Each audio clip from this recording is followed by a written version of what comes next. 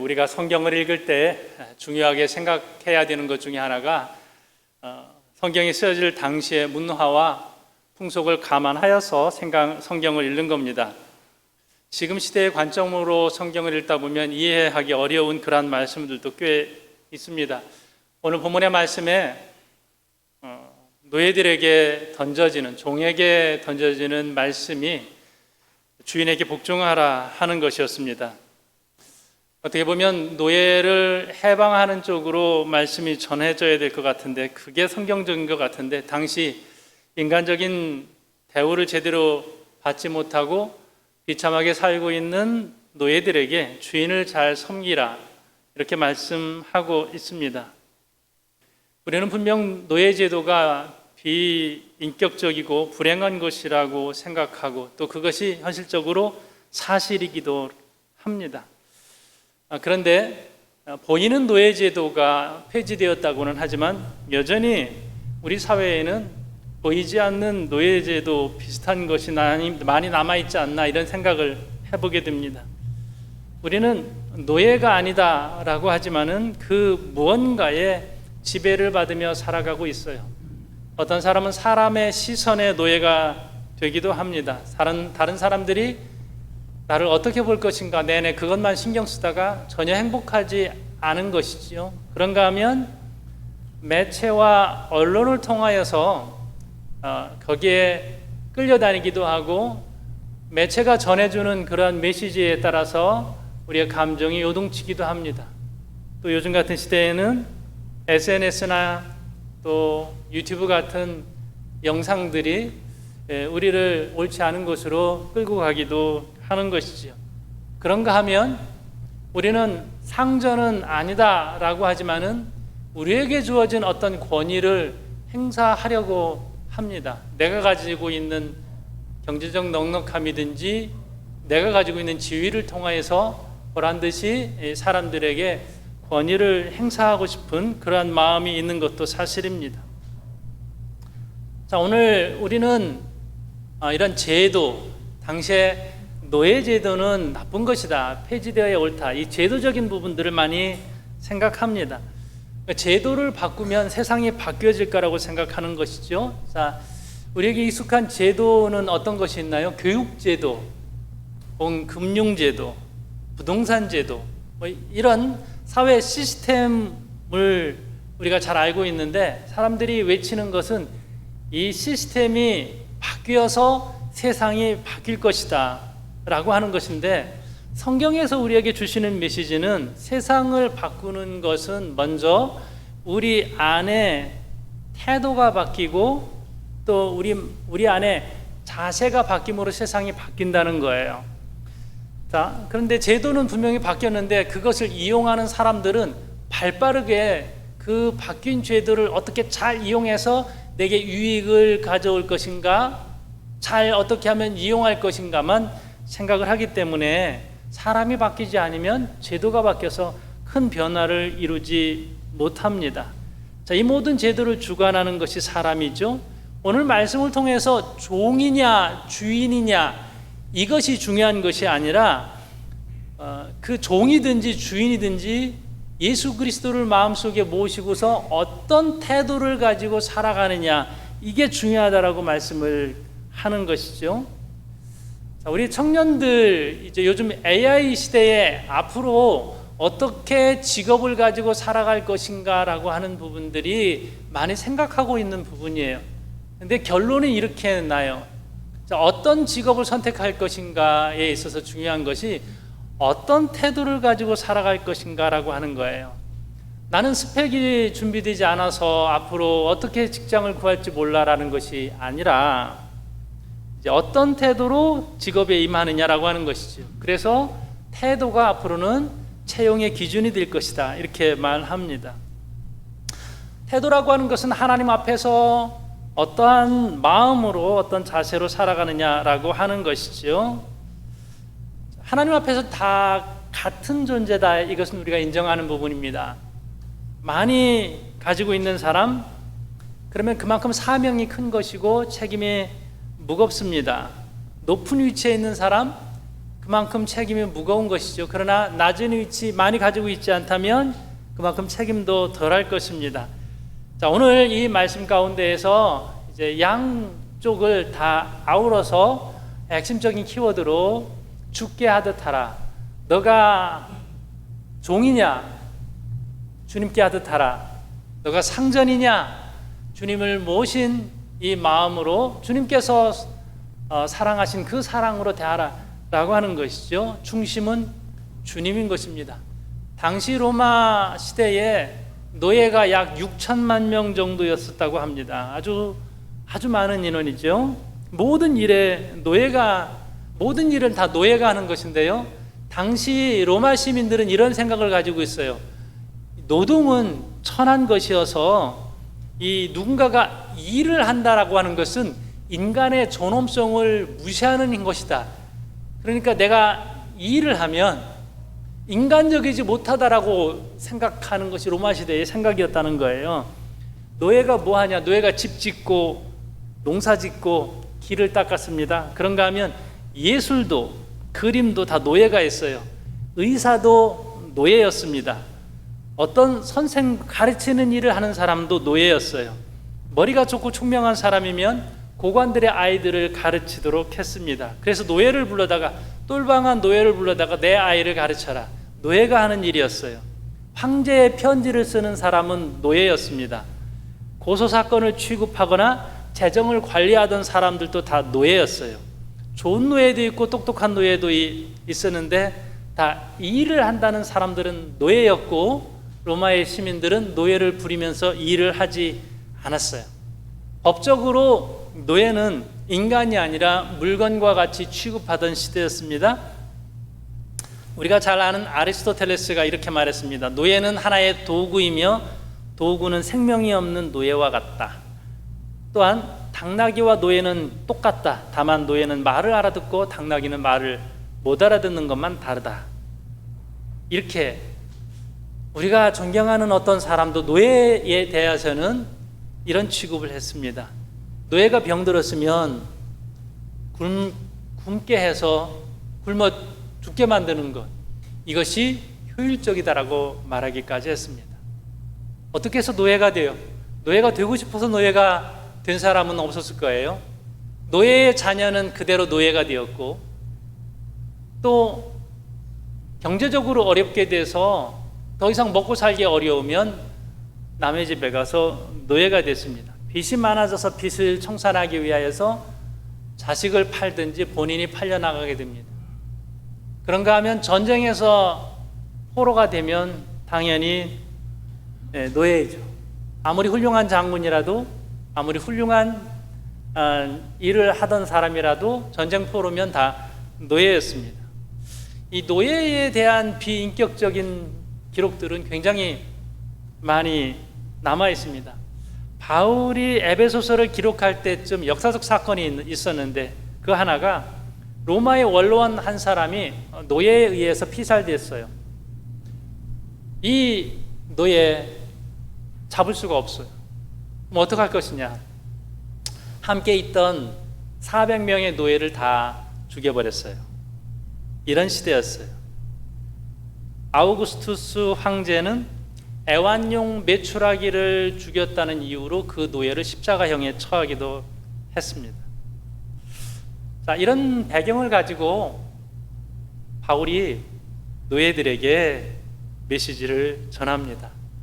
자기 상전을 잘 섬기십시오. 자, 여기서 우리가 잊지 말아야 될 것은 당시 교회에서 예배를 드리는데 노예가 함께 예배 드렸다는 사실이 더 충격적인 거예요. 주인과 노예가 함께 교회에 나가서 예배를 드린 거예요. 교회에서는 노예를 똑같은 형제와 자매로 대우해 줬습니다. 만약 바울이 노예들을 사람 취급하지 않았다면, 당시 노예들을 생각하는 똑같은 기준으로 노예를 생각했다면 이런 편지를 쓸 이유가 없었을 것입니다. 많은 노예가 교회를 나왔고 교회에서만 노예를 사람 취급했어요. 옛날 로마 사람들이 기독교인들을 비평하면서 이런 글을 남겼습니다. 기독교인들은 부도덕하다. 무엇이 부도덕한가 하면 노예를 사람 취급한다. 기독교가 욕먹은 이유 중에 하나가 당시 교회에서 노예들을 사람 취급했다는 것입니다. 당시로서는 파격적인 것이죠. 전혀 이해할 수 없는, 있을 수 없는 그러한 일이었습니다. 자, 교회에는 여자들도 많이 나왔고 노예들도 많이 나왔습니다. 교회 나와서 함께 예배드리고 교제하는 것이 너무 좋은 거예요. 너무 행복한 거예요. 집에서는 교회를 떠나서는 내가 당나귀와 똑같은 존재인데 교회에서는 사람 취급해요. 자, 이 노예들에게, 이 노예들의 마음이 점점 좋아졌는데 또 달라지기도 했어요. 주인이 집에서는 막 부려먹는단 말이에요. 이 노예들이 집에 가서도 똑같이 교회에서처럼 대해주세요. 이런 요구가 있었던 것 같습니다. 그게 아니라 교회에서 예배를 드렸으면 집에 가서는 더 잘해야지, 이런 권면입니다. 실천 지침이 되는 거예요. 교회에서 주인님 나 잘해주더니 왜 집에서는 잘해주지 않나요? 이런 불만을 표출하는 노예들이 생겼던 것 같습니다. 자, 오늘 6장 5절 말씀입니다. 이렇게 종들에게 권면합니다. 종들아, 두려워하고 떨며 성실한 마음으로 육체의 상전에게 순종하기를 그리스도께 하듯 하라. 종들아, 육체의 상전에게 순종하라. 이 권면이죠. 자, 우리가 환경이 어려우면 어떤 기도를 많이 하냐면 환경이 바뀌기를 기도를 많이 합니다. 노예가 노예 생활하면서 이 지긋지긋한 노예에서 벗어나게 해주세요. 이 환경이 바뀌는 것이죠. 직장인이라면 직장 상사 때문에 불편해요. 직장 옮겨주세요. 내 생활이 지금 불편하고 힘들어요. 다른 환경으로 좀 빨리 바꿔주세요라는 환경이 변화되기를 원하는 그런 마음이 많습니다. 근데 주님께서 이 기도 참 잘 안 들어주세요. 그죠? 우리 주님 이해하려고 하다가도 이 부분에 대해서는 잘 이해가 안 될 때가 있어요. 환경이 바뀌었으면 좋겠는데 주님도 아시는 것 같아요. 나 힘들어하는 거. 그런데 환경을 빨리 안 바꿔주신단 말이에요. 주님의 뜻이 어디 있을까요? 물론 기가 막힌 상황 속에서 하나님께서 환경을 바꾸어 주시기도 하는데 주님께서 우리에게 요구하시는 것은 환경보다 우리의 태도, 우리의 자세가 바뀌기를 원하세요. 오늘 이 말씀에 뭐라고 되어 있냐면요, 성실한 마음으로라는 말이 있어요. 이것은 주인을 향한 나의 자세가 바뀌는 거예요. 두려워하지 말고 떨며, 이것은 신중을 기해서 실수하지 않으려고 애쓰는 모습이에요. 이러한 마음으로 주인을 대하라고 하는 것이죠.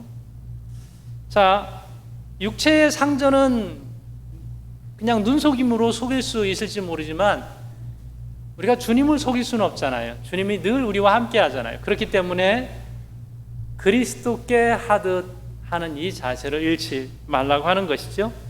그 다음 6절의 말씀 보면 이렇게 되어 있습니다. 눈가림만 하여 사람을 기쁘게 하는 자처럼 하지 말고 그리스도의 종들처럼 마음으로 하나님의 뜻을 행하고. 눈가림만 한다는 거 우리가 쉽게 할 수 있는 그런 행동입니다. 보는 사람이 없을 때 내 마음대로 해도 된다라고 하는 것이죠. 그리스도인은 보는 사람이 없을 때에 주님께서 나를 보신다, 이 마음으로 사는 사람들이 그리스도인입니다. 그리스도를 내 안에 모시고 또 내가 그리스도와 함께하는 사람이 그리스도인이죠. 요즘 많은 비리들이, 잘못들이 왜 일어나고 있어요? 보는 사람이 없어서 했는데 나중에 들키는 것이죠. 제도를 적절하게 이용해서 또 사람들이 없을 때는 그럭저럭 도둑질을 해도, 죄를 범해도 괜찮다라고 하는 일반적인 인식들이 있습니다. 성경에 비춰보니까 그것도 옳지 않은 거예요. 그것도 잘못이에요. 그래서 이거 해도 돼? 나 이렇게 해도 돼?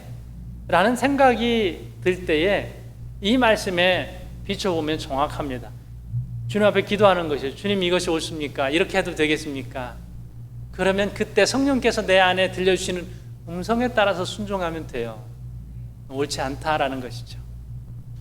자, 그런데 조금 더 주님께서 과도한 것을 요구를 하시네요. 7절의 말씀에 기쁜 마음으로 섬기기를 주께 하듯 하고 사람들에게 하듯 하지 말라. 자, 이 일을 하는데, 시켜서 일을 하는데 마음까지 기쁘게 갖는다는 것은 쉽지 않습니다. 그런데 주님께서 이왕 하는 이 모든 일 속에서 이 마음을 기쁘게 가지라는 것이죠. 자, 마음을 기쁘게 갖는다는 것은요, 그 시간을 내가 행복으로 채우는 시간이에요. 혹은 거룩함으로 채우는 시간이란 말이에요. 똑같이 일을 하는데 짜증내고 불평하고 원망하고 하면 그것은 하나님께서 주관하는 시간이 아니라 마귀가 끌고 가는 시간이 되는 것이죠. 여러분들은 기쁜 마음으로 임하고 있습니까? 우리 학생들은 기쁜 마음으로 공부를 합니까? 라고 물으면 공부하는데 어떻게 기쁠 수가 있어요? 기쁠 수 있죠. 배우는 기쁨이 있을 수도 있죠. 아, 참 새롭다. 새로운 거 내가 하나 알았다. 아니면 나의 미래를 준비하면서 기쁠 수 있죠. 내가 열심히 해서 내가 원하는 미래가 더 가까워졌다. 직장에 다니는 분들이 매일 기쁠 수 있을까요? 매일매일 반복하는 일이 계속되는 것이 그렇게 기쁘지는 않을 수 있습니다. 그런데 주님께서는 하루하루 기쁘게 살라고 말씀을 하십니다. 일이 늦어질 수도 있죠. 또 다른 사람이 해야 될 일을 내가 할 수도 있어요.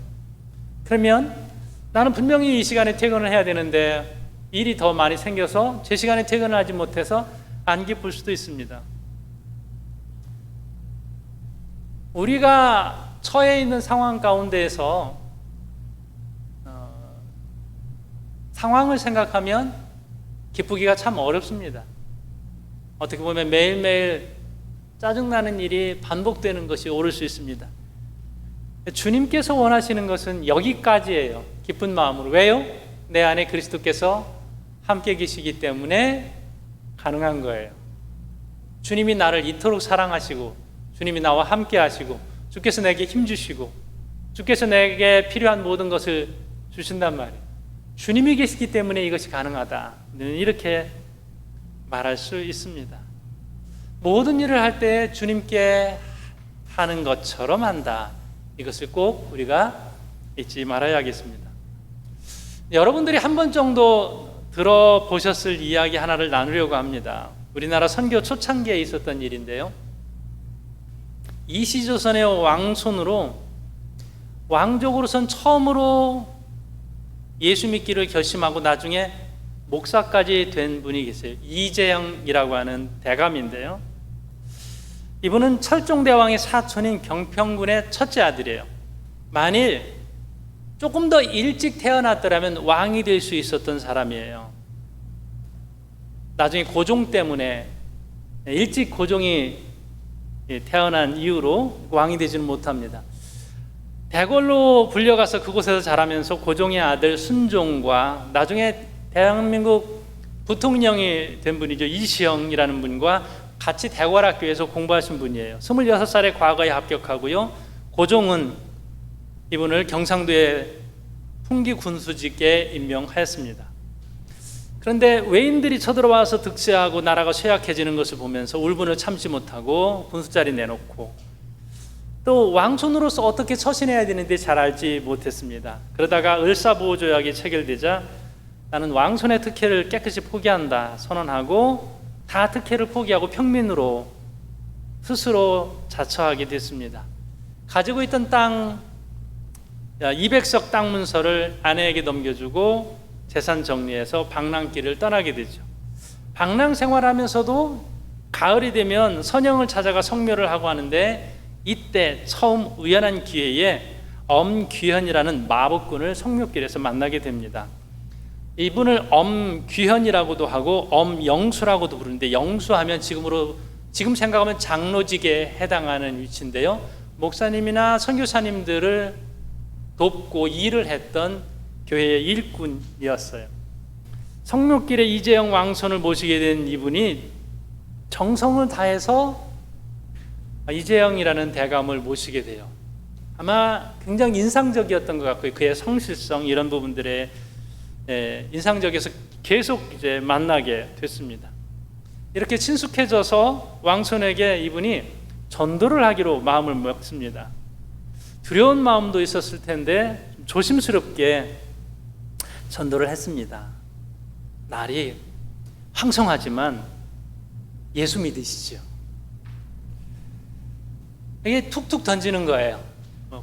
붙잡아 앉혀놓고 성경 공부합시다 이렇게는 할 수 없었을 테니까요. 그러다가 어느 날 하나님이 세상을 이처럼 사랑하사 독생자를 주셨으니 그를 믿는 자마다 영생을 얻는다고 했습니다. 나리도 예수를 믿으면 죄사함 받고 영생 얻습니다. 점점 괘씸해지고 건방진 소리 많이 하는 것이 불쾌했는데 핀잔도 주었지만 이게 조금씩 말씀이 들려지게 됐습니다. 기독교가 그래? 그러면서 결정적인 질문을 하나 합니다. 너 예수 잘 믿는데 예수 잘 믿으면 마법꾼도 그만두냐? 이 신세 면하고 지위가 바뀌냐? 이렇게 물은 것입니다. 그때 마법꾼 엄영수가 이렇게 대답합니다. 나리, 예수 믿는 도리는 그런 게 아닙니다. 저는 마법꾼 신세를 면하려고 예수 믿는 것이 아니라 마법꾼 노릇을 더 잘하기 위해서 예수를 믿는 겁니다. 이렇게 대답해요. 기가 막힌 말이죠. 그 말이 잊어지지가 않았습니다. 나중에 예수를 믿게 되는데요. 부인이 방랑생활하는 이재영을 계속해서 오라고 하고 나중에 보니까 200지기였던 그 땅이 500지기로 부인에 의해서 늘어나게 되었고요. 부인이 예수를 믿고 어느 날 부흥회 하는데 1907년 평양 대부흥운동부터 시작해서 부흥의 물결이 서울까지 내려오게 되었고 그 부흥회 때 은혜 받고 예수 믿어서 나중에 이제 목사까지 됩니다. 이분이 정말로 지금까지 기록으로 많이 남는 것이요. 어려운 사람들을 위해서 제일 많이 헌금하신 분, 어려운 사람을 제일 적극적으로 도우셨던 분으로 기록에 남아 있습니다. 이 이재영 목사님이 나중에 이렇게 말합니다.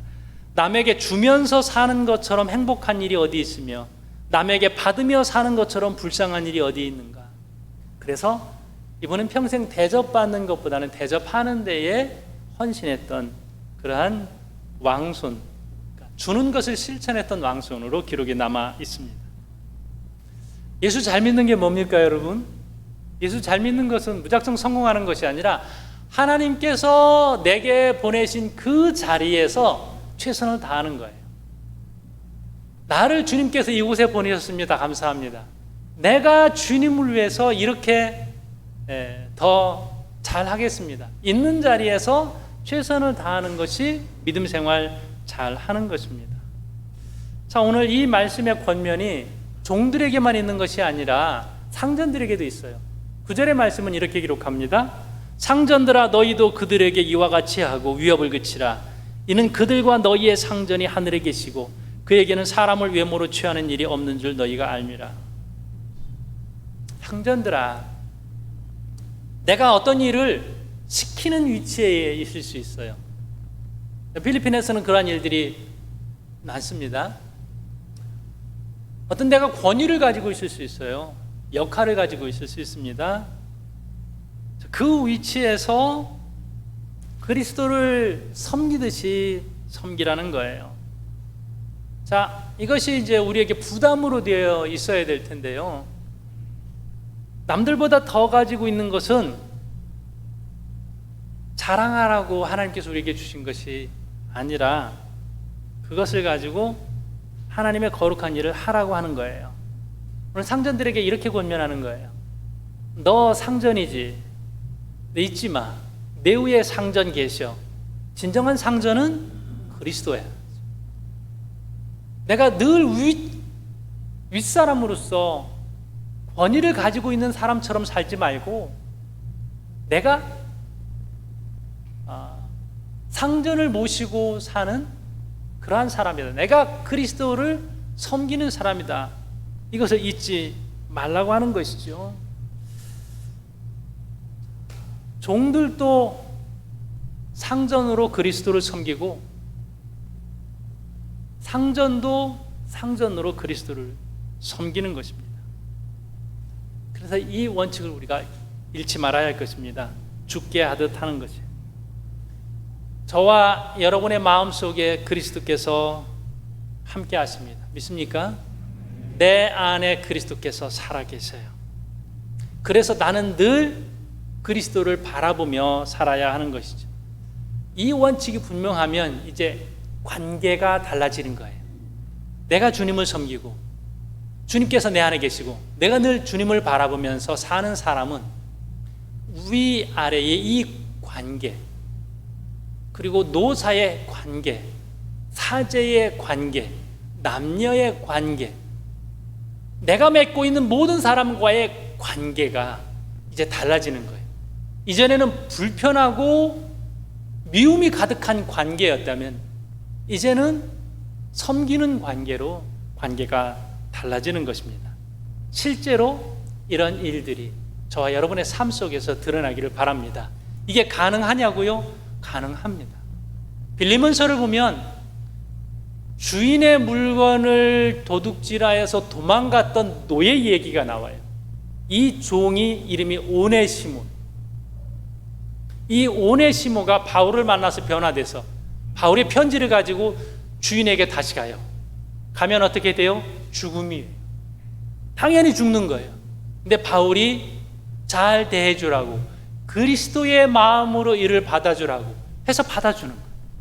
실제로 주인이 정말로 미운 종을 그리스도를 대하는 것처럼 대했던 이야기는 그대로 빌레몬서에 나와 있어요. 이게 가능하냐고요? 가능한 예가 성경에 있는 거예요. 여러분의 삶에도 가능하겠습니까? 우리의 삶에도 가능하겠습니까?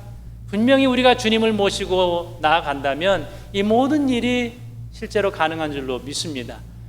모든 일 가운데, 모든 사람 가운데 주님을 대하는 것처럼 대할 수 있는 이 거룩한 역사가 저와 여러분의 삶의 현장에 그대로 드러날 수 있기를 주님의 이름으로 축원합니다.